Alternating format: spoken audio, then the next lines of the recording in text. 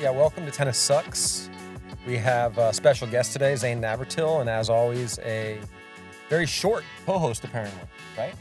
If you recall this at Lone Palm, the gentleman saw you, and he couldn't believe that you were over 5'7". Is that true? We had a guy walk up, and I went to go shake his hand. I was taller than him. He goes, "Wow, you're way taller than I thought you'd be." Oh, no, that was at the Tampa Bay Lightning thing. Yeah. And Travis said, "Oh, he's got a small personality on the Right. pod. That's why you think he's so short." That's why he's so tiny. Right. So anyway, we got That the did little happen. guy. We, of course, have Luke, as always. And, yeah, we're excited about today's pod, so we got a lot of stuff to go through. Yeah. Some of people might be seeing us for the first time on the Dink's YouTube. We're going to start posting our video on the Dink. So actually, this is perfect crossover. We have PicklePod Tennis Sucks crossover with Zane as a guest. So that's exciting. But we'll still be able to find us on Apple Podcasts as normal, Spotify, whatever you listen to. But yeah, why don't we talk about, we'll kick it off with our recent event this Tuesday. Graham, do you want to set up what the event was? We had a couple of events. It's wild. We did. Yeah. It's been busy times. Looking forward to Smash going crazy for the first time. We had pickleball night at Tampa Bay Lightning game. They put a rollout, like a pickle roll court, out on the main Thunder Alley there. And the pros, Brendan Long, Travis, Josh Elliott, Austin, teaching cats to love, all did a little bit of an exhibition out with the fans. It was a big turnout, lots of people there. I don't know if it's for the pickleball, but they were there. Great game. 5-0 in the first period. Great game. And it was a blowout game for the Lightning. And, tell them what this really cool thing we got to do. The Zamboni. Yeah. We got to ride in the Zamboni. That's sick. We were a That's group so of cool. Zamboners, we were calling ourselves. Yeah. And got to ride around on the ice. Did you play pickleball, like hitting pickleballs on the Zamboni? We That tried. would've- They wouldn't let us. You can't have shit fall on the ice. Yeah. Oh, man. Another weird thing about that, maybe Zane, when we were waiting to go out on the ice, as the refs were coming in, first off, they shelter them with like this covered thing that like rolls people out. don't throw People things don't out. throw, but we couldn't film them. So they were okay with us filming, but the second the refs are coming in, we all had to put our cameras down. Like people don't know who they And then they are or know what they applaud. look They're like. For every ref that comes through, like, great job, you're calling a great game. Everyone. But I Very wonder bizarre. if the cameras like that are shooting the game, obviously then don't zoom in on the refs ever. Do they avoid the refs? Because it's like, can't we see their face in a bunch of other places? Why are they worried about No, our camera I- catching I- them? That's weird. I don't know. Yeah. Anyway. That was so different from tennis too, where tennis the ref is the center half of the time, right? Whenever they make a call, you're zoomed in on them. They were Yeah. hiding these refs. They did Whoa. not let us film them at all. Like witness protection refs. Yeah, it was a cool event. We got great seats, like Chase Club, having some drinks. It was good.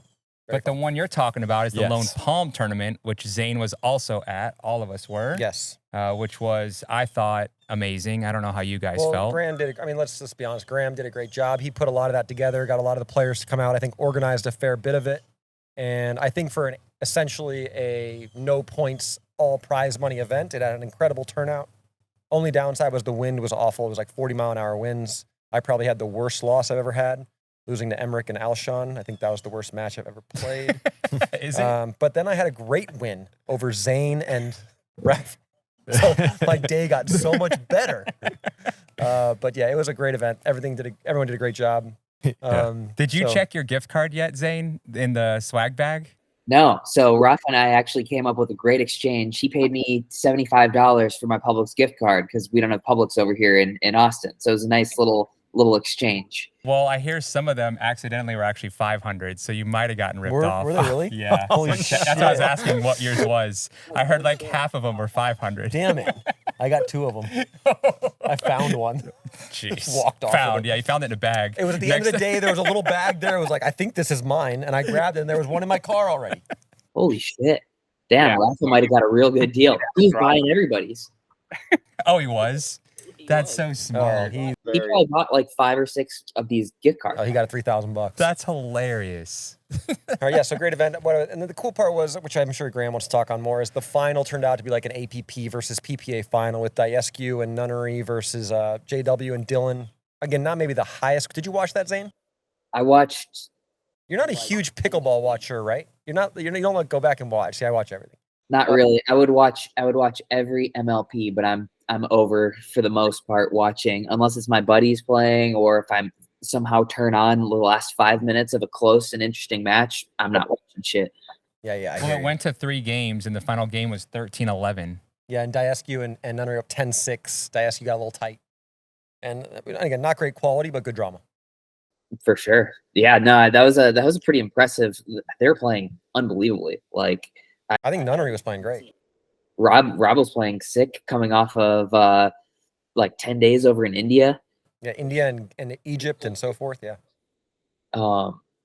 Yeah, I really thought that they certainly could have had it. I think there was a little tightness on both of them. I think Rob missed a serve. Andre missed a couple shots that Andre really never misses anything for the most part. Yeah, the J-Dub and Dylan, I will say, got lucky to win that one. Very. And how about Travis? How about Travis and Big Papa Jimmy beating Fed and Pob too? Is that an upset to you? Did you beat them in the, what was it, the back draw? Yeah, badly. But honestly, like Pablo played like a 4.0. I mean, he struggled with the wind beyond any metric that's like available to us. He was so bad, and like fucking launched a ball over the fence, screamed at one of the fans who actually turned out to be Patricia's sister, who Patricia One owns of the club. owner's sisters. Like, don't talk during the point. It was typical Pob. He literally launched and then the ball he felt bad about it, but he just didn't. Anyway, yeah, he didn't play well. Are the operators of the Lone Palm tournament gonna fine Pablo for his behavior? I mean, I don't think they Yeah, give a we shit. did. We took away his Publix gift card and gave it to Travis. We sold it. And we sold it Found to it. Rafa. So hey, how did this whole thing actually come to be? Maybe I missed this from a different tournament. And like also, there's probably a lot of people asking, isn't this a violation of our contracts? Honestly, I didn't give a shit. Pretty much violated mine to begin with, but Yeah. It's funny you asked that. I mean, we got some permission mostly from legal at PPA was the biggest one we were concerned about through like another channel, but we didn't like probe. You know what I mean? We weren't like trying to get like 400 sign-offs. We just got an okay from their legal, and that was enough for us. And then we just told the players, we've gotten permission from legal that you can play this. Mainly because it wasn't a mainstream. It was a high quality event. It was a money ball. And It's not a competing tour. Not a competing tour, just a one-off, club. And I was actually going to ask you that. How did you enjoy this compared to like a PPA or an APP? And do you hope that there's more of these in the future? Because the way I see it, there probably won't be. But do you wish there were? Like, is this event something you'd like enjoy playing, or you could do with or without it?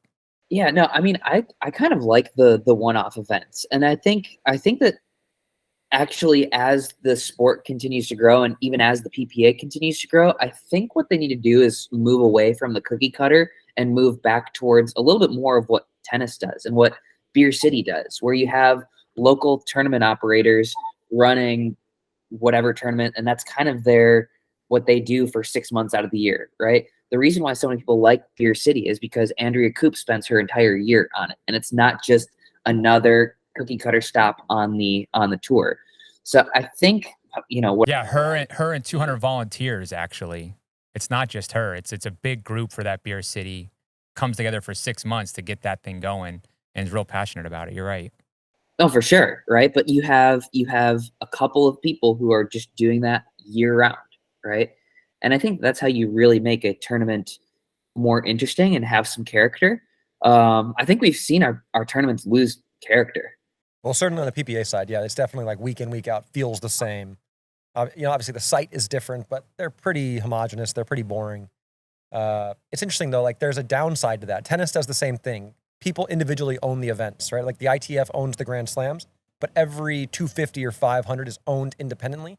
And the issue is like the dispersion of money. So money in tennis is like 17% of the money goes to the players, which is far under any other organized sport where the NBA is at 50. It's because they have to pay out so many events year by year by year by year. There's so many employees really. If you looked under the metric of like the Vienna tournament, just Vienna alone probably has 80 employees. How do they pay them out? So when it's for the PPA, I think from an efficiency perspective for money, I think it makes more sense. But certainly it does lose character for each event. Mm-hmm. Yeah, I mean Oh, go ahead, Graham.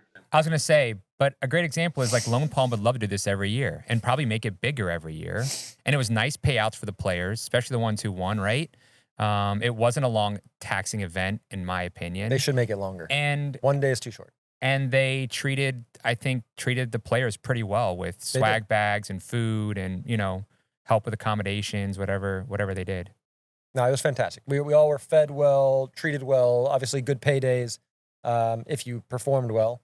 I just think that 1 day It's too short. I mean, I would like to see like a 2-day event, maybe a doubles and a mixed, just to make it a little bit more worth people's time for them to fly over. I don't think the majority of people are going to fly over unless there's like a guarantee of you're getting $5,000 to show up. If you're doing, you come and you're having, maybe you make $600, like I'm not flying. Yeah. But they may up that in the future. Yeah, I understand. But for one day, that's really, really short. Yeah. Yeah. I also think some of these interesting one-off tournaments should try other things, right? Like maybe next year Lone Palm does a Texas versus Florida event or something, right? Or a Engage versus Selkirk. I don't know. There's just other avenues that can be explored, and I think that that's something where you're not competing with the PPA, MLP, but you can also do something interesting as well. Yeah, that might create some interesting matchups as well, which we're obviously all seeking, which is one of the aspects that makes MLP so interesting is there's finally differing teams and differing circumstances than we get to see every week in the same boring PPA events. Yeah, agreed. So I love the one-off events. Hope there's more of them. I'm sure there will be. Yeah. All right, let's switch gears a little bit. The big breaking news this week was Brooks's tweet: 65% of paddles that failed for MLP in Atlanta. Crazy. Curious what your guys' reactions are to that number. Is that higher or lower than you thought? Or did you all know How that? many illegal paddles do you think there were at Lone Palm? Someone asked me that. Oh, interesting. Well, A lot. that's an interesting question. I think we should clarify that Brooks said 65% of paddles tested failed USA Pickleball's surface roughness test, not Major League Pickleball's. Only 30% failed, were removed from the event, meaning like 30% failed the Major League Pickleball standards. If you had used the same standards as USA Pickleball, you would have had 65% failing. So that's an important distinction, but Very important. But what's the variation there? What's the variation between the two tests? so basically, if we're talking surface roughness only, the USA Pickleball uses a 40. 40 is the number for the RT reading, Right. and PPA uses, I believe, a 10% margin of error. So you can be, if you hit 44 on that test, you're eliminated. And MLP used a 20% margin of error. So if you hit 48, your paddle was eliminated. Gotcha. Okay. So it's still a derivative of the USA Pickleball rule, but they used a different margin of error. I mean, what's the purpose of USA Pickleball then? What is the purpose? Are they going to be replaced? Are they, if PPA is not listening to them, MLP aren't really going by their guidelines of paddles that have been passed. What is the purpose of USA Pickleball? Well, I think the purpose of USA Pickleball in this should be to continue to regulate the paddles for amateurs. And I think that you need to have different regulations for different objectives. And so basically the objective of Major League Pickleball and PPA is to make the most interesting product for a viewer. That's the objective there. The objective of USA Pickleball should be to make a game that's best for participation, right? And just think about it. There's other situations where we could have two. Let's say you are in a community where noise is an issue. Maybe you need to have certain paddles that are regulated for low noise environments, right?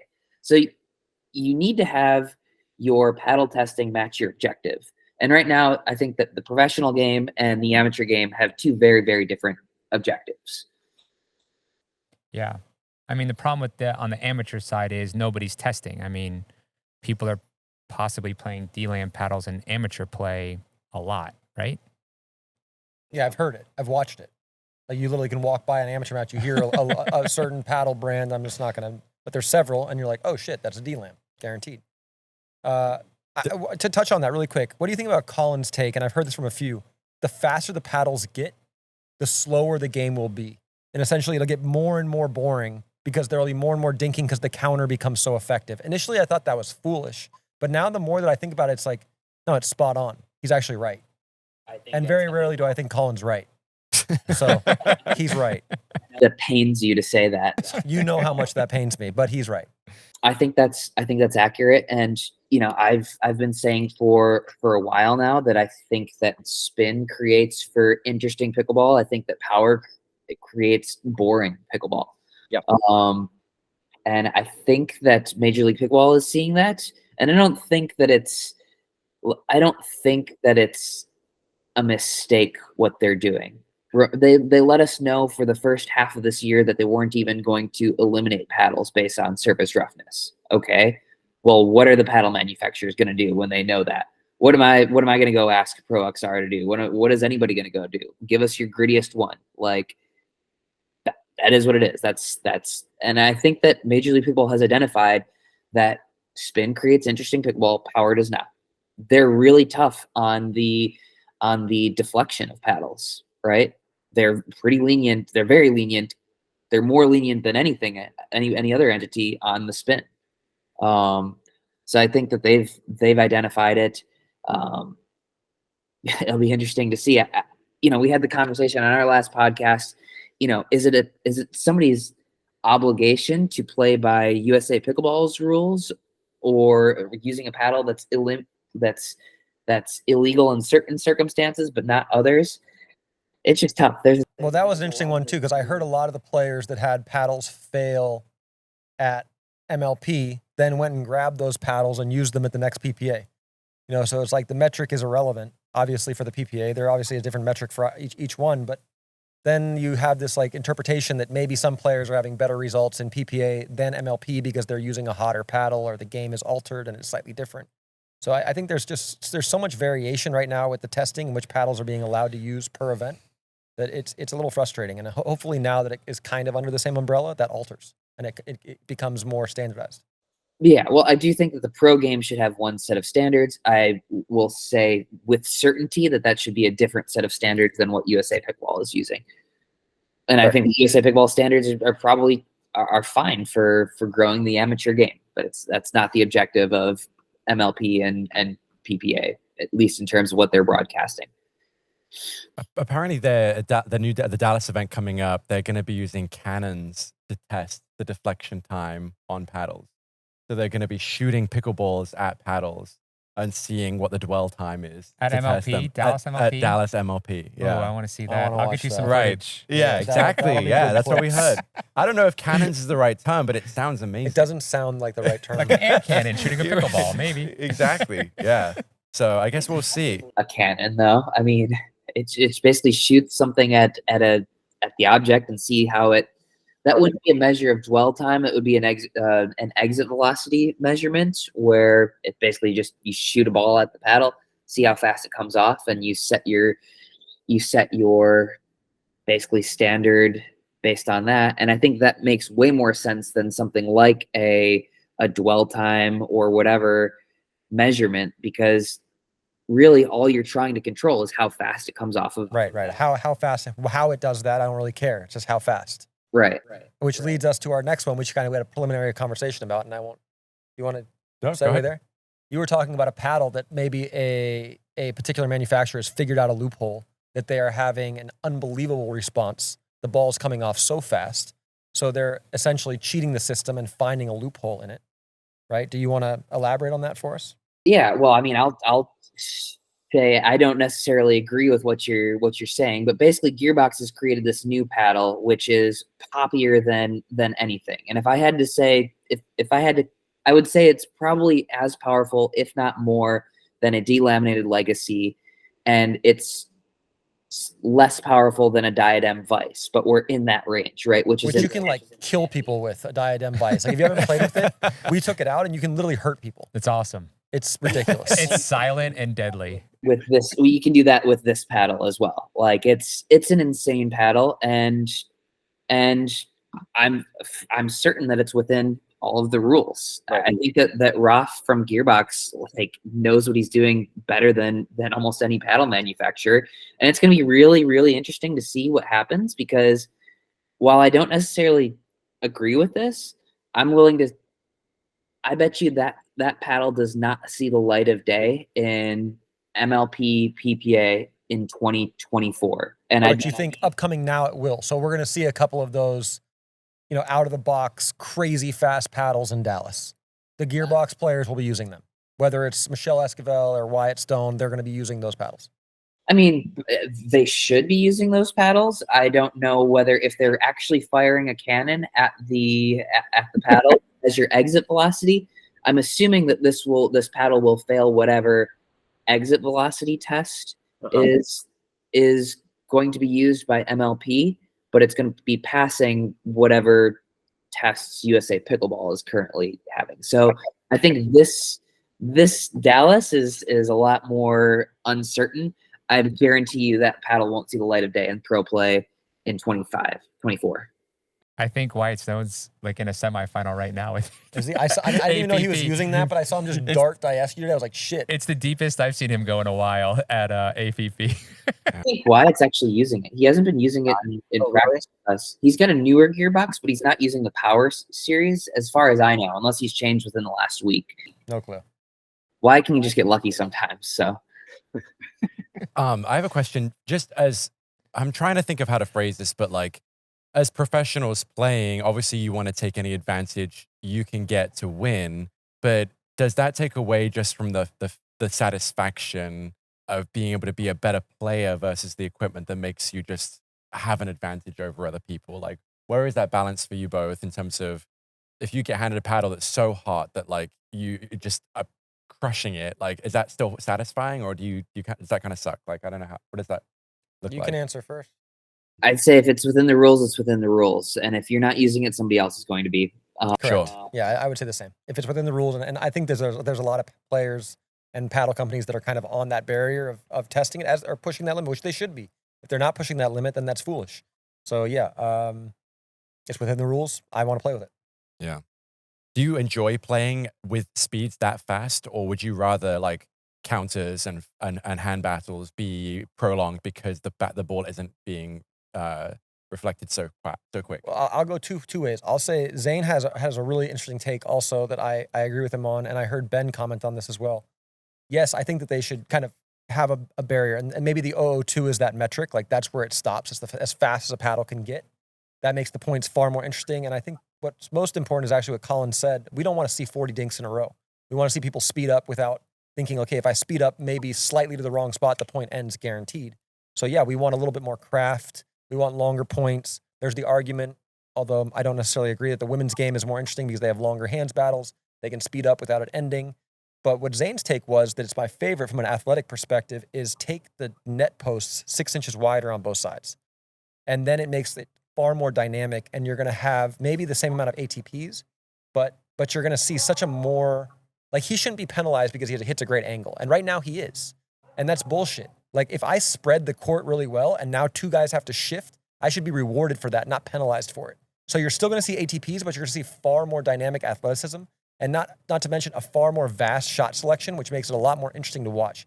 If the pro game wants to take that next step where you're like, okay, I want to watch a 6'4" guy that can move and fucking Ernie from anywhere and is a beast, and these guys really move and shift together, then make that net a little bit wider, and that along with maybe a slightly softer paddle where it doesn't get out of control, that would be very, very interesting to see. I've got a new product idea for Selkirk, and they can charge like probably 10 grand for it. Here we go. Net extension. You just clip them on. You can go a foot, 2 foot.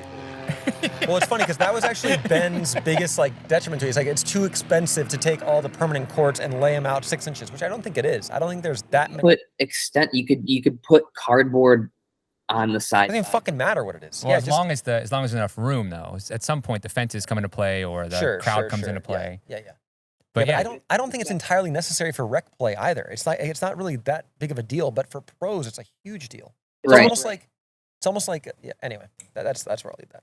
Different dimensions on all types of different courts, right? Whatever sport there is. You know, the NBA has a 3-point line that's 3 feet further back.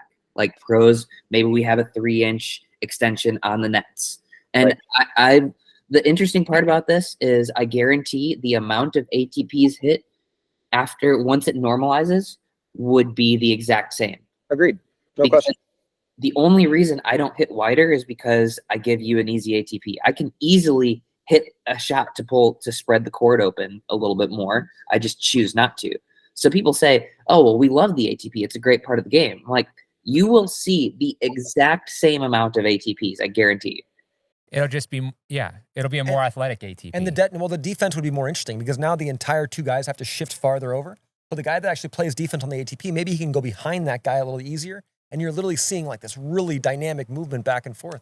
And what he's saying is true. Like you would see so many more angles, so many more interesting shots, so many more interesting points instead of just kind of like, 2 feet shuffle. And I'm not saying it's easy. There is a very athletic component to it, but it just makes it far more athletic. You think it's only 3 inches? Is that all it is? I think it's 6 each side. It's very interesting. There's one tournament on the APP Tour, the Cincinnati tournament in Middletown, Ohio. Basically, it was they screwed up their nets where the posts, the thickness of the post. So let's say the post was supposed to start here. It actually started like this, right? So it's one post length off, which was about 3 inches, and it changed things incredibly. Wow. So you'd be very surprised how much just 3 inches would change things. Yeah, because I'd be curious. I would imagine the majority of the ATPs are Jesus Christ. It changes it a lot. Changes things a lot. That's a big deal. It's a fucking huge deal. Yeah.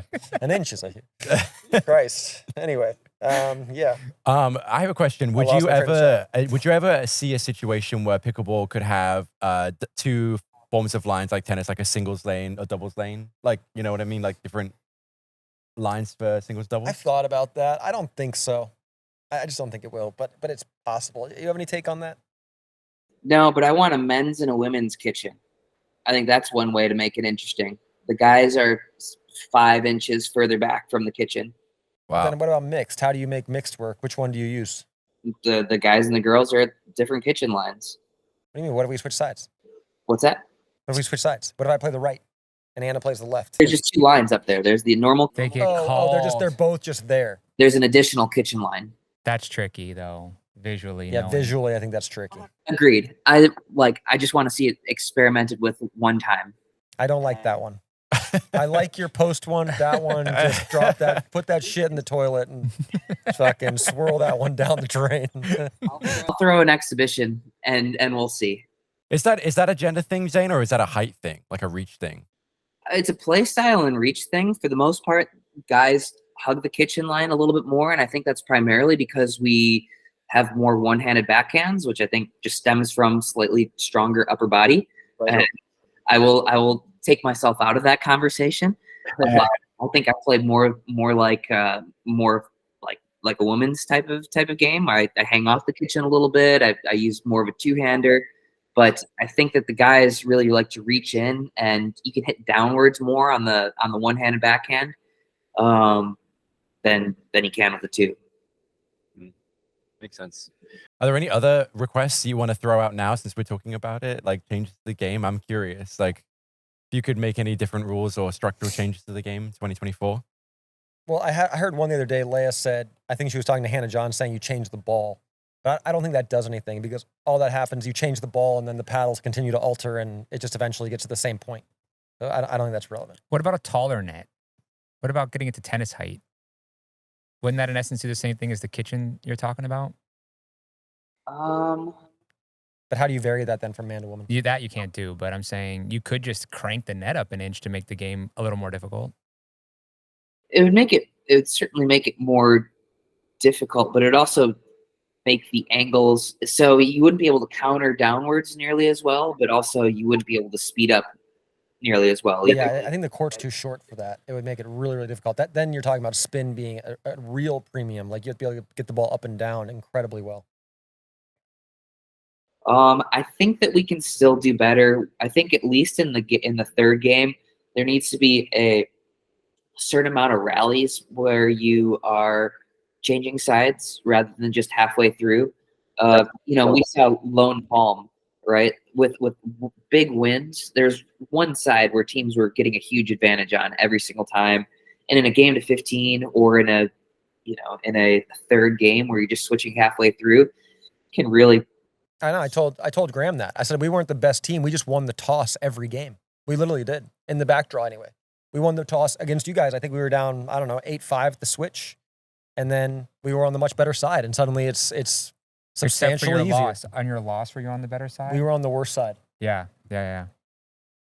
So we were up 7-3 or 6-3 when we switched. We got up 7-3, and then we didn't win another point. We lost 11-7. Yeah, so maybe in game 3 there needs to be a switch every 6 points. Like tennis. Like every 6 points for the tiebreaker. Yeah. Make it more fair. That's a good one. That's a great one. I think that's an important one for the future. Yeah, too much is determined by that toss. 100%. All right. Well, you mentioned Leia earlier, so I'm just curious. I think that you guys would probably like to celebrate the fact that you predicted that it wasn't going to be too long before Leia came back to singles, and we just saw her interview with Hannah Johns about saying she kind of missed it. Right. Any thoughts on that? I mean, like, Congratulations, guys. That's the easiest take of all. what do you think the odds were in Vegas on that one? You think we were minus 14,000? Because I think it was a minus 14,000. She was never staying She's away. not back yet. She's back. Oh yeah, she's playing in nationals. She was never not coming back. Okay, it's just basic logic. Yes, she needed a little break. I'm glad she's back. Me so too. I'm just put that Let's out be there. positive about Welcome it. back, Leia. Welcome back. We're happy to have you. Like bark some shit out there. We're gonna miss our Salome versus Leia singles matchups. Now the best we have is Salome versus Megan Fudge, and it's not even streamed. Right, exactly. No, that's not This true. is That true. one's gone also. Megan Fudge just quit singles as well. Well, Yeah, she threatened to quit singles No, until she quit. Well, she said, until We'll the rules see. changed. Oh, we want to make a bet on this one? Fuck it, Well, of I'm course. just Do you saying. know this about this, Zane? Megan's not. I saw the tweet. I think that I actually think this is a really good play from Megan, and I bet you they have something in place before the end of the year for this. I have a lot of respect there, and I guess it's something I've been talking about for a while as well, going back to rule changes. College tennis does this, right? Cheating is an enormous problem in college tennis, and basically there's penalties every time you get caught cheating, up to being forfeited from the entire match. Yeah, I think it's 3 times. If you cheat a third time, you're done. You're out. Yeah. So I mean, like, it's low hanging fruit. Like I said, unless you care about your reputation right now, if you don't care about your reputation, every time the point ends, call the ball out. Wow. Fuck it. Just yank it. Salome clearly does not give a shit, right? At this point, doesn't care. Yeah, she doesn't care. Every time the point ends, just call it out. Can you imagine though? Like, how does she feel going? Like, how's that possible? How do you go home and you're just like, I fucking played great today. I'm playing so well. I don't know, man. Wild. I would struggle with that one. I don't know if I could like brush my teeth and be like, "You're the best." I'd be like, You really piece of killed it yesterday. Yeah, I'd be like, "You're the biggest fucking loser, man. What's wrong with you? What's wrong with your parents?" Damn. This is primarily a singles issue, it seems like, more than doubles, though, right? I mean, because you're self-reliant on this. Is there some element of human error? Maybe because you're like beholden to your partner Yeah, to your some partner extent. holds you accountable a Yeah, little to bit. some Okay. extent. To some extent. Yeah. I mean, without naming names, are there people within the tour that you would say, if you played singles, probably makes terrible line calls, but suddenly playing doubles, not so many bad line calls? I can't think of one off the top of my head like that. Yeah. Generally, I mean, honestly, Zane he's had more experience, but I've only had really, really bad line calls from one player. Right. That's it. In singles specifically? No, it was in mixed. Oh, in doubles. mixed. Oh, okay. Interesting. Yeah. Got Can it. you guess? I guesses. He's got 4 guesses. All right. Well, that's interesting. So yeah. So I guess we'll see what comes back. I mean, what is the solution here? Tech, like better tech. I mean, MLP had the best line. Yeah, Cams that's in- tough too. They're because- saying basically penalize the but person then, Okay. like, for but the making a wrong refs are call. making terrible calls too. So what? They're the ones who are going to keep you accountable. They're missing calls by 6 feet. Speaking of Yeah. bad calls, The likelihood that the ref is going to screw up that badly that many times in a row, where you just get like hosed by the ref, I'll take that over the current cheating system. Fair enough. Yeah, so it's the lesser of two evils. The ref is at least theoretically impartial, right? And so if they screw up, they're going to screw up equally.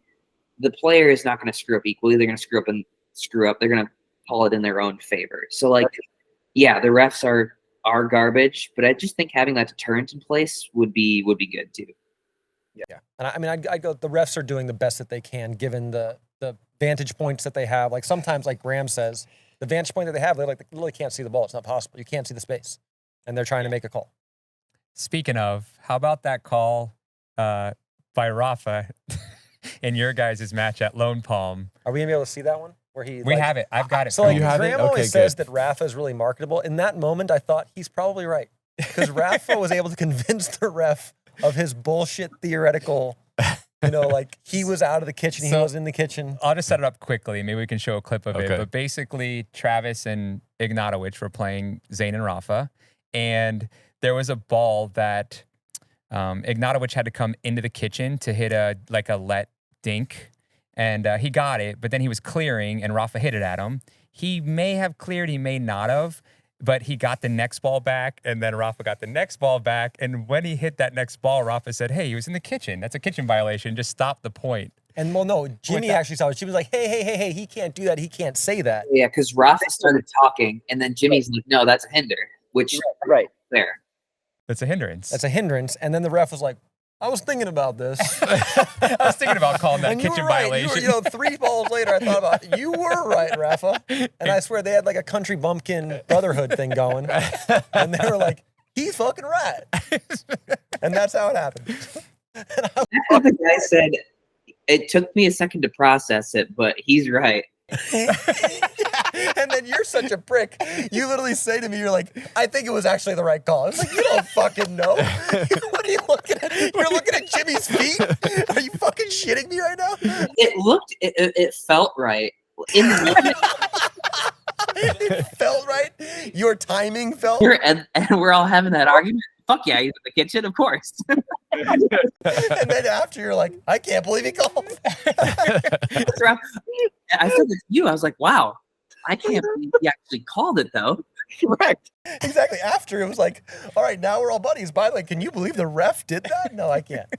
I can't. Anyway, fortunately, yeah. To be fair, recently I've been doing that more and more, and with success. Like, and here's, but also I've been correct. So here's the thing. I played this tournament I played Beer City, and I have a hands battle with this guy. And the first one, he's in the kitchen, and I see it, and I start to say he's in the kitchen. He puts it away, whatever. And I'm like, ref, he's in the kitchen. She's like, no, I didn't see it. I'm like, well, why don't you look right now? He's still standing in the kitchen. Oh, no. Oh yeah, you're in the kitchen. Oh man. What? Like, why does this work? And then Because you can convince them. They think you're a good guy. You're convincing them. I guess, but the guy was legitimately still standing in the kitchen. That was like, and then in Vegas, I'm playing men's with Jericho, and which a whole nother story. But basically, like, the guy goes for an Ernie, comes all the way back onto our side, which when you don't touch the ball, you're not allowed to, and then runs back.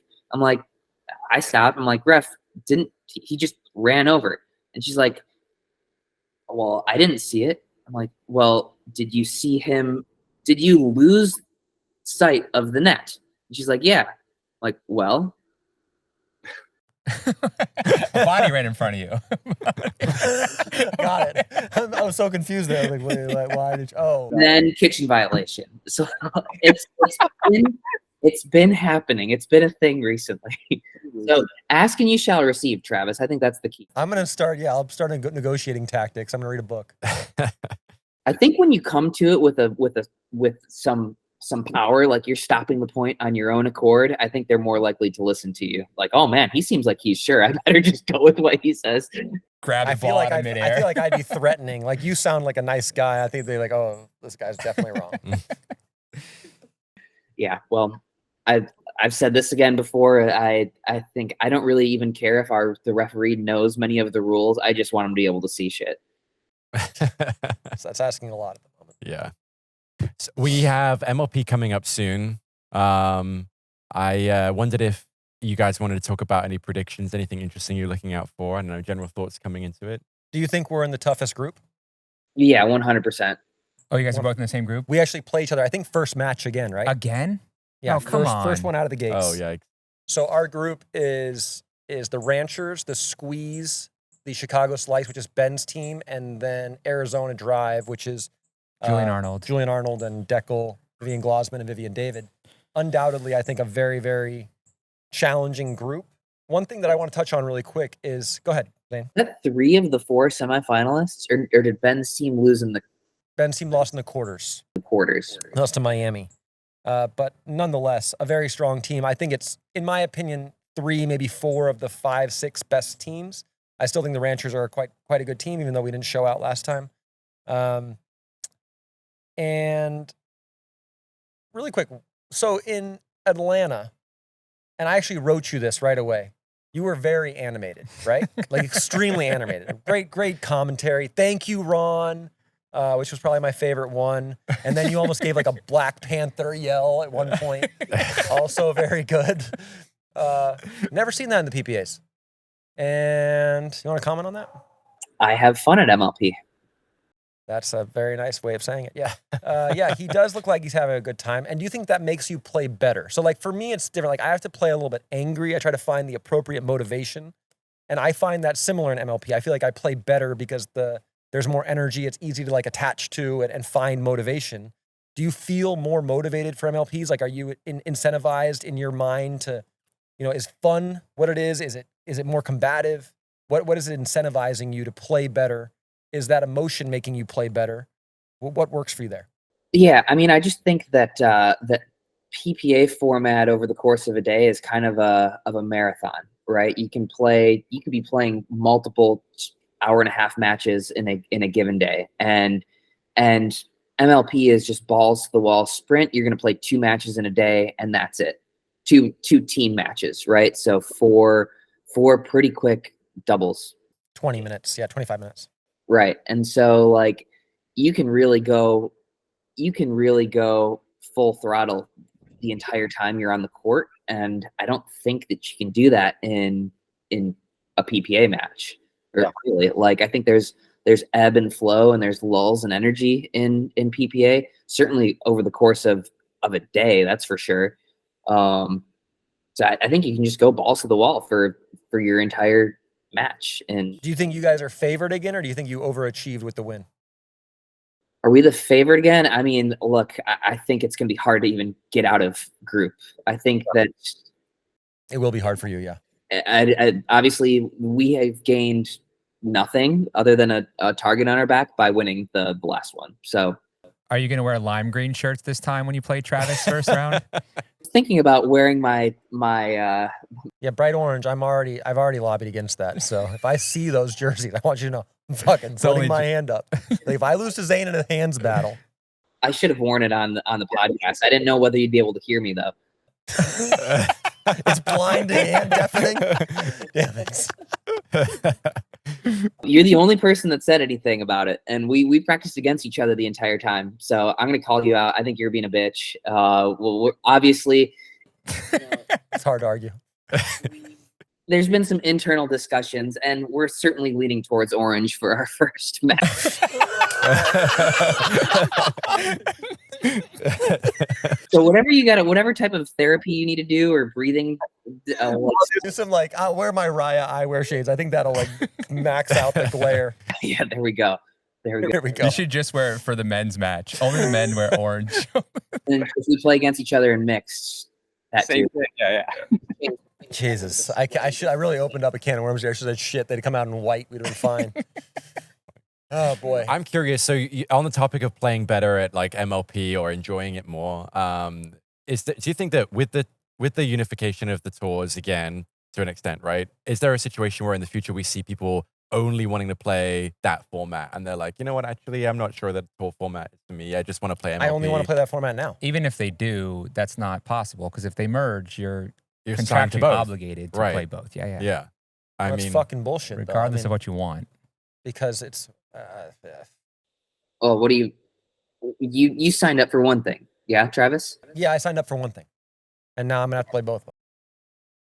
I mean, I can see it from their perspective. I hope there's enough flexibility where, hey, you can play 75% MLP style or 75% PPA style.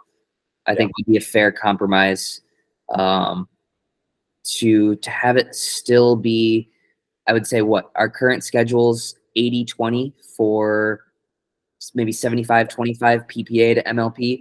Yeah. I would really hope that it is 50-50 at worst. At a minimum. And here's the thing, and this is the question I have for you. So the merge is happening, and this is just my take. To me, the merge means nothing. Like long-term for the pickleball, it means absolutely nothing.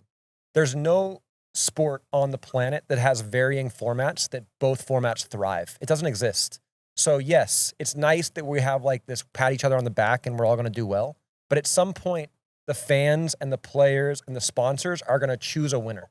And that's either going to be the team format or it's going to be an individual format. For me, it's a no-brainer. Like the team format wins. You know, we had there was an interview for PPA where Ben said like the PPA tournaments feel like the real thing and MLP feels like an exhibition. It's total bullshit. And it's his opinion, but it's wrong. And the reason I say that is because you have every league in the world that thrives is a team environment and based on a city. Nobody gives a shit. And loved, starting to like it a little bit more, tennis. I don't root for Medvedev. I don't root for fucking Zverev. I don't care. I still root for the Lakers. I still root for the Clippers. I'll always root for teams from Los Angeles because I give a shit. And that's where this format and a city embracing players makes such a difference. So we can have this little merger for now, and that's really cute. But at some point, whether it's 3 years or 5 years, this will come to a head again, and one will win and cannibalize the other. And it'll be over. 100% agreed. I just think they're diametrically opposed. They can't exist together. They can call a ceasefire for a little bit of time, but it's coming back around. Well, or you could merge and as a single entity or company realize that you're doing much better with the team format and you slowly work your way there as one company. How do you do that with an 80-20 split right now on the time? The thing is that ever going to get to a point like Zane said where it's 50-50? Because if we don't have the same cadence of events and we don't have the same opportunity to showcase that, hey, fans are more interested in this is a better product, then we won't, I don't want to say win. Then you don't get to let the better product thrive. It's not getting the same exposure, and that's bullshit. Yeah, it's being stunted. And I mean, part of the conversations that I've heard is PPA is more efficient on a per event basis, right? In terms of financials, which it should be, right? You know, they've probably done 25 times the amount of events as Major League Pickleball. I would hope that they're more efficient on a per event basis, right?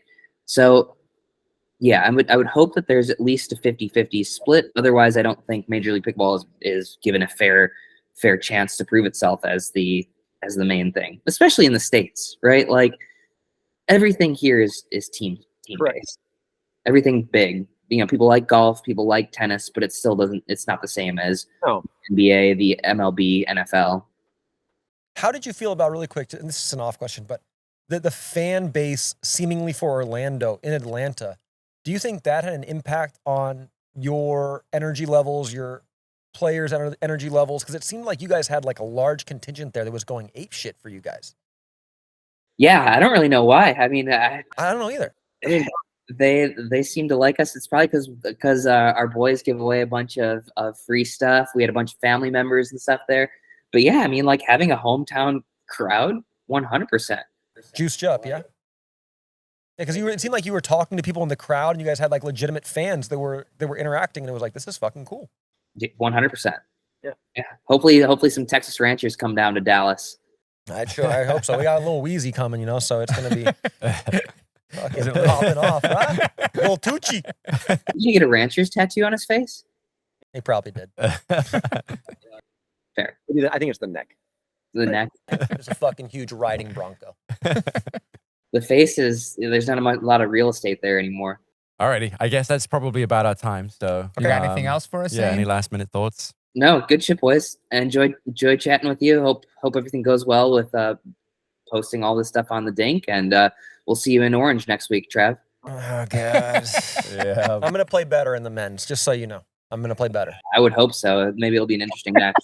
Yeah, what was it, 21-15? I don't even remember. It was 21-15. Okay. All right, man. Tennis sucks. Thanks for joining us. Thanks, Zane.